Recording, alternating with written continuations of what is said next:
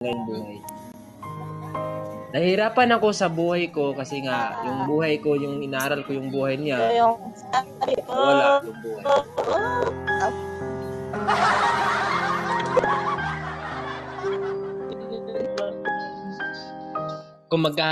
Kung magkakaroon man kayo ng love 1, love 2,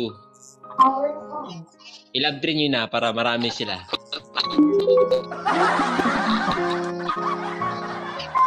Kung kaya nyo pa naman yung love 3, pwede nyo i-4 o i-5.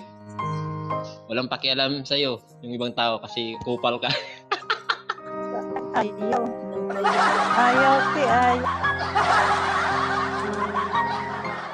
By the way, joke lang yun sa lahat ng sinasabi ko, joke lang yun. Pero what if? What if kinachat ka niya, pina-4 ka niya, tapos pag nahulog na yung loob mo, iniwan ka lang pala.